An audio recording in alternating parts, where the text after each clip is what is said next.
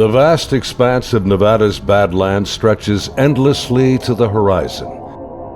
Hidden within these mountain strongholds are some of America's deepest and darkest secrets. Secret aircraft and the other legends of Area 51. Among these sandstone canyons today, there's a new glimmer of truth. Shrouded in mystery, it's a story that demands to be told.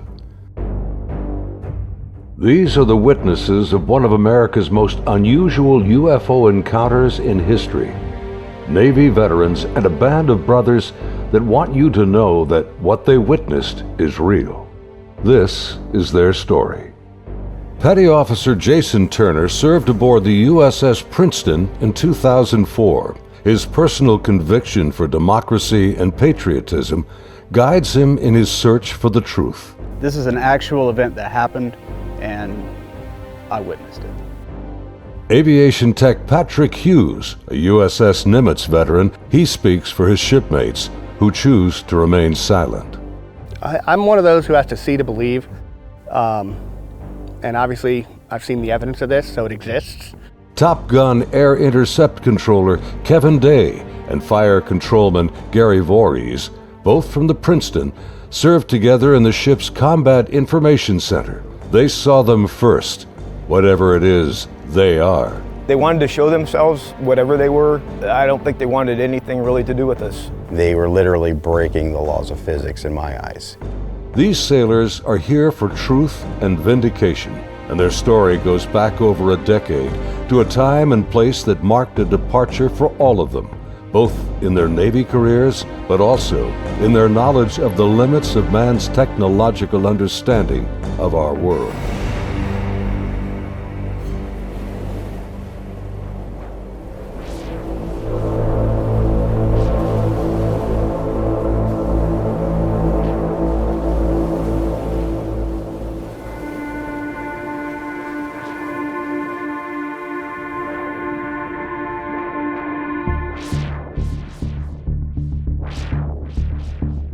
Looking out over the ocean toward the horizon, sun, sea, and sky form an endless vista, a never-ending cycle of tide, wind, and waves.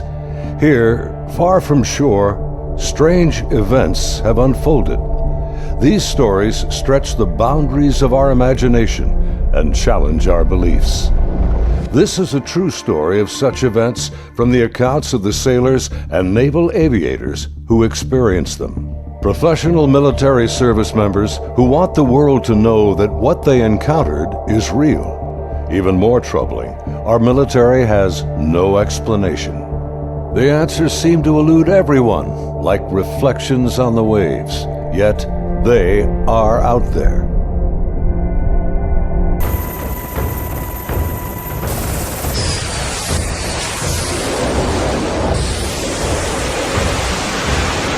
November 10th, 2004.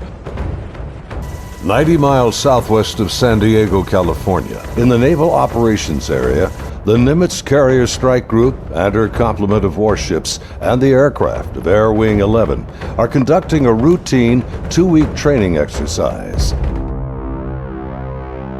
Nearby, the guided missile cruiser USS Princeton has been tracking unknown aircraft that appear and disappear from her sophisticated Aegis radar screens. The Spy 1 Bravo radar is one of the most advanced sensors ever deployed. Princeton's main role is air defense of the strike group, and Operations Specialist Senior Chief Day is in charge of protecting the airspace around the Nimitz. And my job was to man the radars and ID everything that flew in the skies. And I also sat a position called Anti-Air Warfare Coordinator, where if we ever had to go to war, I was the guy that was going to launch the missiles and kill shit. In addition to that, I was the Air Intercept Controller. When the Super Hornets take off the carrier, I'm the guy that takes control and takes them to the fight and gets them home safe. And there was a lot of experience in that room. The captain had 28 years, I had 18 years. And the Aegis ship is our newest weapons system afloat. It's got the Spy 1 radar system, the phased array radar system, and I was an expert on that. Inside the Combat Information Center, Chief Day's attention is focused on a group of unknown aircraft on the Spy 1 screen. He's trying to identify them. I was on watch, and we were probably 100 miles, I forget how far exactly that day we were, off the coast of San Diego southwest, kind of off the coast of Mexico, Baja. And I started to notice these weird tracks that were popping onto my radar coverage right about on San Clemente Island. And the reason why I say they were weird, because they were appearing in groups of 5 to 10 at a time, and they were pretty closely spaced to each other, and they were 28,000 feet going 100 knots tracking south. And in the back of my mind, I'm thinking, you know, that's kind of odd. I mean, I don't know anything that flies like that. They weren't on the comm air routes, the commercial airline routes. I wasn't really that concerned about them. I didn't consider them hostile for any reason at all. Another watch or two, as I'm watching, the same formation appeared again. And over the course of 3-4 days, it probably counted up to that point, groups of 5 to 10 at a time. There were probably 50, 60 tracks by then.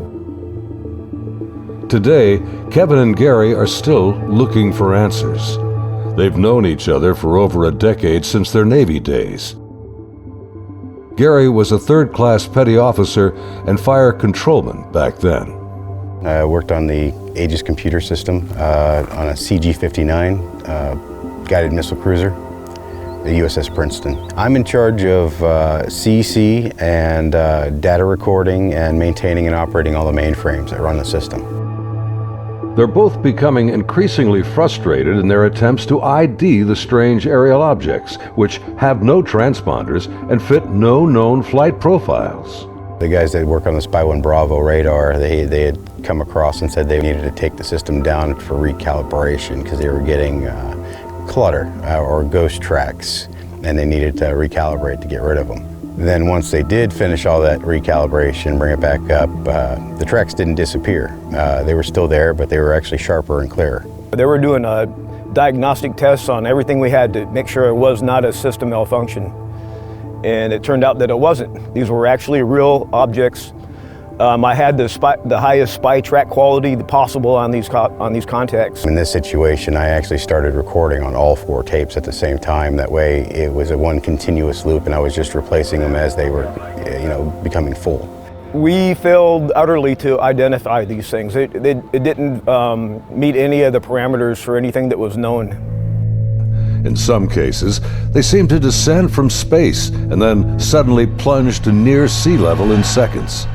Coupled with the unidentified nature of the craft and lack of clearance, these extreme flight observations are very troubling to the crew assigned to protect the carrier group from aerial threats. Sunday, November 14th, morning. The Nimitz deck crew is busy launching FA-18F Super Hornets, helicopters, and E-2 Hawkeye early warning planes. The mission? Simulated air defense, or ADEX training over the Pacific. The winds are calm, the skies are clear, a near perfect day for flying.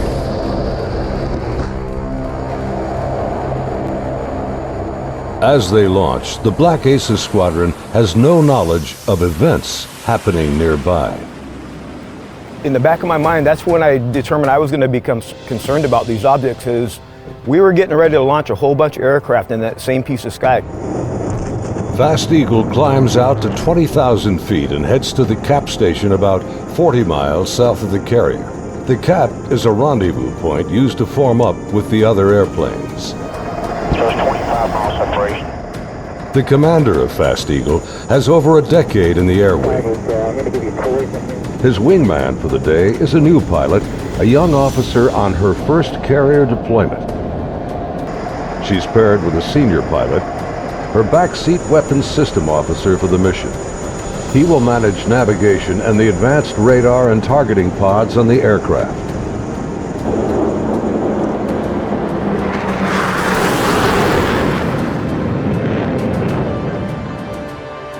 Overhead, an E-2 Hawkeye from the Wallbanger Squadron is on station directing the aircraft. Banger provides eye-in-the-sky command and control during carrier flight operations. Back in the Combat Information Center on Princeton, the mysterious objects are back. And today is the first time Senior Chief Day has jets in the air that can intercept the mysterious aircraft. Seeing these contacts, Captain Smith orders me to intercept one of them. So I went back to the console. I picked the closest one that was to us, and I had intended to let the Hawkeye do the intercept because they already had control. It was just easier. Day briefs the captain, and they agree to send the Hornets. The Air Intercept Controller aboard Princeton, call sign Charlie, radios the Hawkeye and takes control of Fast Eagle. Banger, Charlie. Charlie's a banger, good. Banger, Charlie. Do you hold unknown air contact, bra, 270-48, 28,000 feet, bogey. Charlie, banger, negative. Radar picture is clean. The E-2 radar operators have been frustrated in their attempts to get a radar return on the unknown aerial target that Princeton is tracking. Even with their 24-foot radar dish, they can't get a lock on the object. Banger, Charlie. Transfer Fast Eagle flight to Charlie Control, button 13. We have a real-world tasking for them. Charlie, banger, roger. Fast Eagle, Charlie, stand by for real-world tasking. Charlie, Fast Eagle, send it. We vector towards that position in the sky, and real quiet on the radio. I'm just giving them bra calls, which is bearing range altitude, to these unknown bogey group. And basically I'm just telling their crew where the object is, the bearing from them, and the range from them, and the altitude so they can drive towards it. Contact bra 270-41, 20,000 feet, bogey, snap, 270, over. Roger, bearing 270, 41 miles. 100, go trail. 100. Say state. State 12,000 pounds. Clean, do you have it? I'm trying to get a track on it now. They sent link 16, but my radar picture is clean. The next radio call takes everyone by surprise. Fast Eagle 110, say loadout. 110, what's your weapons loadout? Yeah, the tactical action officer, the TAO, jumps on the radio. Her name was Lieutenant Elders, and she just point blank asked the Fast Eagle flight if they were carrying any type of weapons. And there was a stunned pause on the radio. Wings clean, Princeton. We just have CADAM training missiles, and they're not coming off the rail. We're in an exercise environment, and the last thing we wanted to do is start shooting stuff. Now the controllers have the pilot's undivided attention. Normally, the squadron doesn't carry live ordnance when training. What do you guys think that was about? What, about the loadout? I have no idea. Maybe it's drug runners or something. Yeah, it could be. Or a lost assassin out of SoCal. I don't like this. Fast Eagle, Charlie, contact bra 160-34, 8,000 feet, bogey.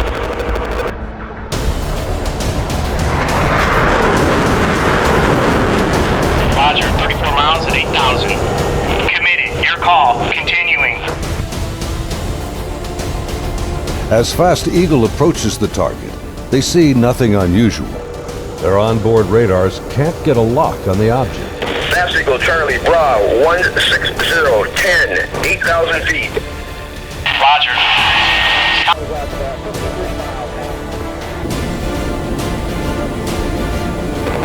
Fast Eagle, Charlie, merge plot. Basically what the merge plot means on the radar, you got two objects in the same vertical piece of sky, so when I'm looking at the 2D display, it looks like a one radar blob now. Confirm the object appears stationary. I had it at 17.7. Showing, again, basically no airspeed on it.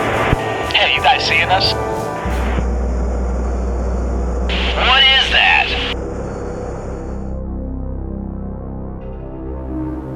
As the Super Hornets approach the target, they see a disturbance on the ocean surface. It's about the size of a 737, and it looks like something could be just below the surface. 100, anchor here, Angels 24. Roger. Charlie, Fast Eagle. We're observing something in the water here, possibly aircraft in the water at the merge plot, just north of our position, about 2 miles. Charlie, roger.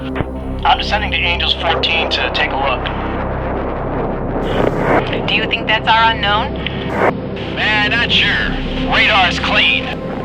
As soon as he got to the merge plot position, the object that he was intercepting dropped from 28,000 feet down to 50 feet above the water in 0.78 seconds, as I found out later the next day. As the Super Hornets get closer to the ocean disturbance, he suddenly spots another craft above it, a much smaller white object with an oblong shape, hovering, then darting just above the waves.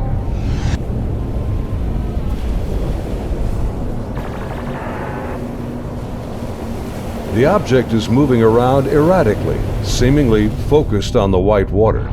The shape is similar to a tic-tac. It's smooth like porcelain. It's not an airplane.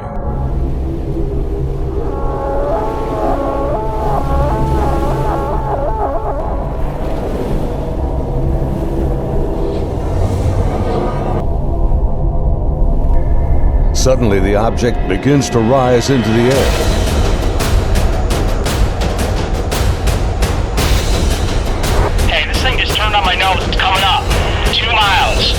The strange craft begins mirroring the turn rate of Fast Eagle. Tower 1 Vulgate, 287, 2 miles, Angels 5. The object is now at his 3 o'clock position as he continues to turn with it. He's turning hard at 3,000 meters. We had the external communications in the speaker in combat so everyone could listen to it. And the next thing I hear in the radio going, oh my God, I'm engaged, I'm engaged. 1,000 meters, he's southwest, Angels 8.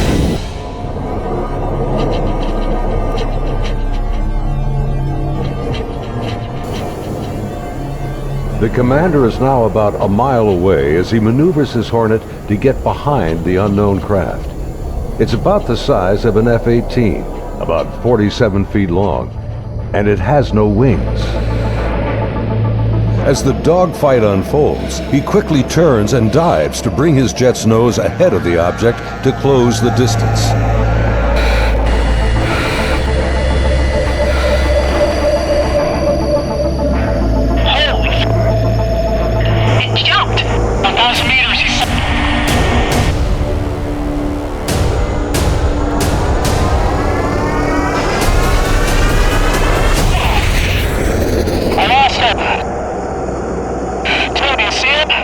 Suddenly, the tic-tac rockets past. It's gone beyond the horizon in the blink of an eye. I saw it go 137. No tally. That didn't just happen. Say again. Fast Eagle Charlie, sir, you're not going to believe this, but the bogey group is now back at your cap station.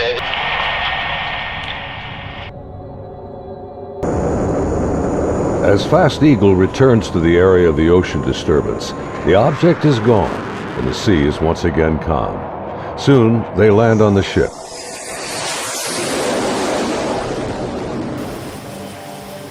Back on board Banger, the flight crew has been listening to the radio transmissions from Fast Eagle. The crew has been tracking the intercepts on their advanced display systems called the CEC. One of the radar operators, who wishes to remain anonymous, describes hearing the fear in the pilots' voices, and he knows this is no drill. I had a good friend who flew on the Hawkeyes. We've been calling him Roger to protect his identity because he didn't want to come forward at this time, but he wanted to contribute to the story to verify that it actually happened. So there were 5 people in the airplane. Roger would have been seating in the radar officer seat, which is towards the back middle of the plane. To the side of each one of them, or behind them, depending how the chair's rotating, is a window. Suddenly, his attention is drawn to something outside the Hawkeye. He and the entire crew watch in disbelief as a tic-tac object suddenly forms up on their E2 and then just as quickly shoots away from sight. The crew is left in disbelief.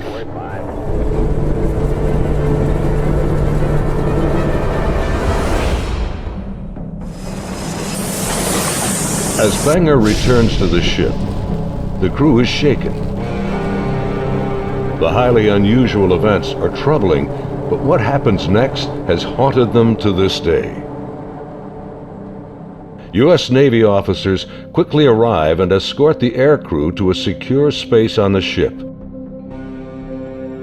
As the crewmen begin to take off their flight gear, an officer begins the debriefing by telling them this event did not happen, and they are given non-disclosure agreements to sign. They are warned to never discuss this event again. Again, we're preparing for the air defense exercise. So now we got all the squadrons launching off the carrier because they're all up going to do their functional check flights. Senior Chief Day watched in disbelief as the Tic-Tac UFOs reacted to the incoming fighter jets. All the objects in the sky, they all dropped out of the sky from 28,000 feet down to 50 feet. Based on the Spy 1 Bravo radar system, the object descended at over 24,000 miles an hour. It was unbelievable because normally what would happen if a normal aircraft did that? First of all, it would fly apart. It wouldn't be able to withstand the G-forces, and there would be multiple sonic booms. It would be boom, boom, boom, boom, boom, boom, boom, boom, boom, and this did not make any sonic booms. From what I observed, I saw that it went from, right around between 25 and 30,000 feet down to sea level and below sea level. Contact, tag number 042. Below sea level was confirmed to me by the actual sonar techs that were in combat, in communications with other techs that had said they had an active track on it under the water.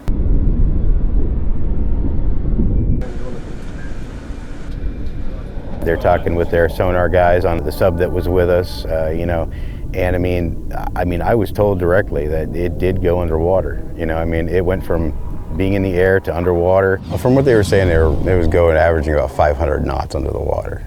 So it did slow down when it hit the water, but it didn't affect it inertially.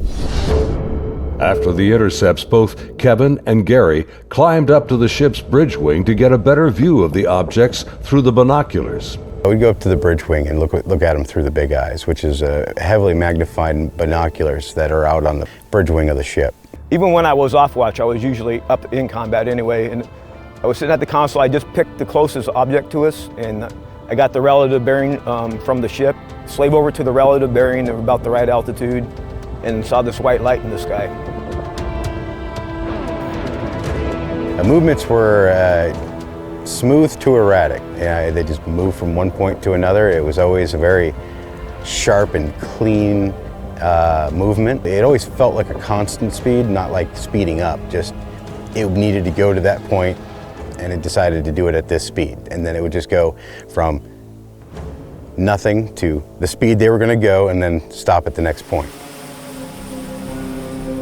Meanwhile, back on the Nimitz, aviation tech Patrick Hughes is working to secure the classified data recorders from the Hawkeye that encountered the Tic-Tac.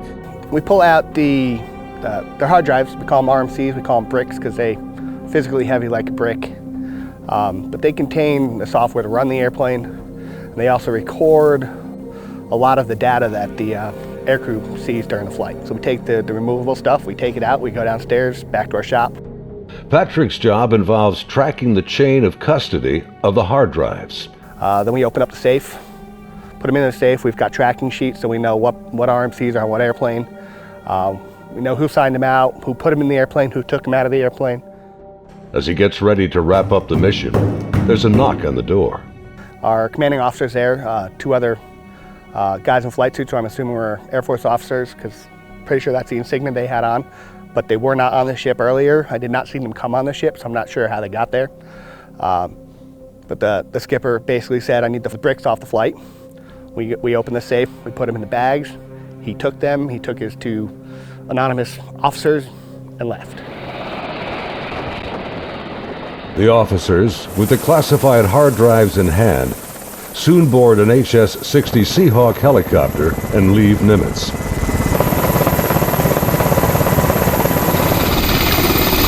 Soon thereafter, Petty Officer Voorhees has his own visit by unknown officials on the Princeton. Once they landed and everybody got off, then about maybe 20 minutes later, I got called in to have all my data recording tapes turned over. And then also told that I needed to reload CEC because it had been wiped. So it was,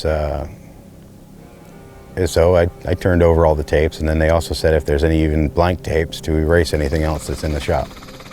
Well, they were plainclothes people that came aboard on the helicopter. It was my chain of command that took control of the tapes from me. The helo left with them after that, so because we went right back to flight ops. The link between the Tic Tacs and these men is unknown. How they became aware of the UFO encounters and how they arrived so quickly on board after the event is also a mystery. The video you are now watching is the actual gun camera FLIR footage of the Tic Tac taken by a later flight. This is the first video ever released by the U.S. government showing military planes engaging UFOs. The advanced targeting pod, known as ATFLIR, works in both TV mode and infrared mode.